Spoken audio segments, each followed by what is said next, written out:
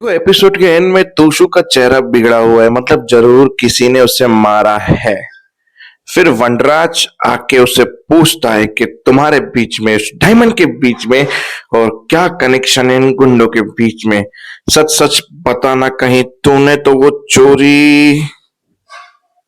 पर तोशु ने कुछ बताएगा या नहीं बताएगा पता नहीं। तोशु ने जो काम किया मजबूरी में किया, पर मजबूरी भी ऐसी थी बेटी, पर बेटी तो कितने हुई ही नहीं थी। मतलब विलन ने भी, मतलब जो गुंडे थे उन्होंने भी तोशु को उल्लू बनाया, तोशु का तबीयत से काटा। क्योंकि परी को तो किंजल पहले ही किसी के घर पे छोड़ के आई थी।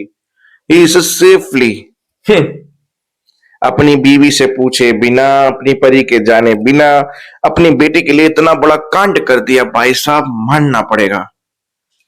तो चलो कहानी में फोकस करते हैं। जहां पकड़ा गया तो बोला you are under arrest mister Anupama Joshi. फिर सब लोग बोलने लगे वहां पे ये ऐसी नहीं है, इस इनोसेंट। वहां पे अनुज घबराते हुए बोला नहीं ये इनोसेंट सिंपल सी होता था, ये वो फलाना। बोला प्लीज कॉपरेट, हमें हमारा काम करने दीजिए मिस्टर कपड़िया। फिर पुलिस ने ना अनुपमा की सुनी, ना अनुज की सुनी, ना जयदीप की सुनी, ना भाग की सुनी, ना पीजी की सुनी, ना वनराज की सुनी, ना किंजल की सुनी। बस वहां से लेके गए और पब्लिक उसे गलत नजर से देख रही थी। ऐसी औरतें समाज में नहीं चाहिए, ये वो। अमेरिका में ये डायलॉग कहां से आया कि ये समाज में नहीं चाहिए। साला ये बोलो ये देश में नहीं चाहिए। ये डायलॉग इंडिया का है, समाज। फिर अनुपमा स्लो मोशन में गई, पुलिस का जबरदस्त म्यूजिक सीन, सब लोग घबराहट में, सब लोग बोल रहे हैं बेकसूर है, छोड़ दीजिए छोड़ दीजिए। सब लोग अनुपमा के पीछे पीछे भागे, पुलिस आगे आगे आई। मतलब पूरी जुलूस निकाला अनुपमा का। फिर उसको गाड़ी में बिठाया और ले गए पुलिस थाने। पीछे जयदीप और अनुज निकले। रास्ते पे वकीलों को, इनको चेक लगाते हुए फोन करके पहुंच रहे थे। अनुज घबरा गया था, पर इन सब में अनुज एक चीज भूल गया जो इसे बहुत भारी पड़ेगी। क्योंकि अनुज ने कहा था रिमेम्बरली कि जैसे इवेंट खत्म होता है पहली फ्लाइट पकड़ के मैं श्रुति के पास जाऊंगा, क्योंकि आद्या श्रुति को हैंडल नहीं कर पा रही है। श्रुति की तबीयत बहुत खराब है। और अब ये अनुपमा का सीन, तो उसके बीच में वो श्रुति को भूल गया। तो सोच लीजिए तमाशा अब नेक्स्ट लेवल या इससे भी नेक्स्ट लेवल होने वाला है। फिर वो लोग वहां पे पहुंचे तो अनुज पुलिस के ऊपर भड़क के मुझे अनुपमा से मिलना है। बोला आप नहीं मिल सकती, संग ऑफ इंटेंस ये वो। बोला वो बेकसूर है, ऐसा वैसा। कैसे नहीं मिल सकता, 5 मिनट मुझे मेरी अनुज से बात करनी है वगैरह वगैरह। बोला keep quiet, please go back to go. मतलब वहां पे जयदीप ने समझाया देखो हम अनुपमा जी की मुश्किलें कम करने आए हैं, बढ़ाने नहीं आए हैं। अगर आप इस तरह से पुलिस से बात करोगे वो अमेरिका में, तो आपको भी जेल में डाल सकती है। और हम फिर अनुपमा जी की मदद कैसे करेंगे।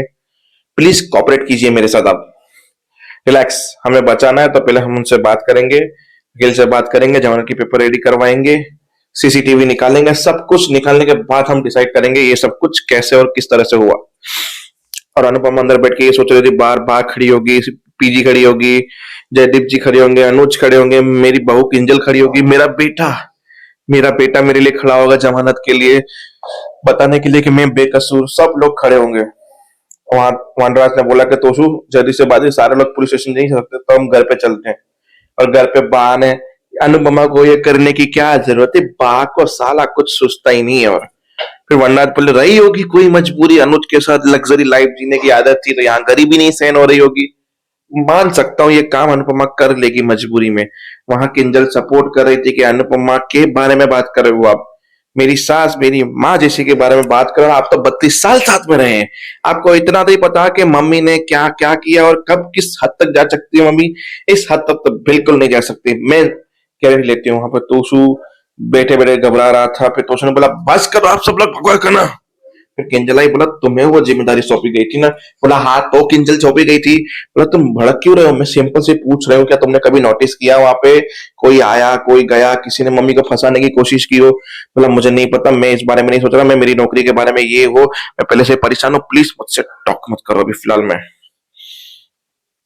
वरना थोड़ा सा शक खा रहा था कि यार ये ऐसे क्यों भड़क रहा है। फिर अनुपमा को बाहर बुलाया, बोला क्या मेरी जमानत होगी। बोला नहीं, बाहर आओ। फिर वो स्लेट लेके सारे फोटोज निकलवाए। फिर अनूप ने रिक्वेस्ट की कि हम सीसीटीवी दिखाएंगे आपको, क्योंकि वो पूरा टाइम स्पाइसी सॉस चटनी के रेस्टोरेंट में थी और वहीं आपको देखिए कि जब वो इवेंट के अंदर आई नहीं, तो उसने नेकलेस कैसे चुराया, पहली बात। फिर उसने मार के कॉर्पोरेट किया वहां पे अनुज और जयदीप को बात करने के लिए दिया अनुपमा को। अनुपमा बाहर ही बोला, कहाँ है बाकी के सब लोग? बोला ये पुलिस स्टेशन है, इसलिए यहाँ पे सब लोग नहीं आ सकते। बोला बाहर तो खड़े होंगे, मेरा बेटा बाहर खड़ा होगा ना। कोई भी नहीं है अनुपमा जी बाहर, सिर्फ हम दोनों। और अनुपमा को ये चीज का बहुत हाथ लगा, मेरा बेटा बाहर नहीं है। वहां पे फिर इतने पुलिस आके बोलती है इस टाइम, क्योंकि उससे पहले अनुज और अनुपमा का साइलेंट लव चला। ऐसा मत बहाना, हिम्मत रखना, तुम्हारे साथ मतलब बात नहीं, इशारों में बात हो रही थी, म्यूजिक बज रहा था, 6-7 मिनट वो सीन चला। उसके बाद जयदीप भाई जब बोला, इतने में बोला time out, time out, time out. Anupama को लेके जयदीप बोला कुछ भी हो जाए, कोई हो ना हो, हम आपके साथ जरूर हैं। बस फिर होता है क्या, एपिसोड का डी एंड होता है। और इस बीच में तोशु को पता चलता है कि एंजल परी को बताती है, बोला इधर आ जाओ। मतलब परी तुम्हारे मतलब, हाँ मैंने वहां पे छोड़ दिया था परी को।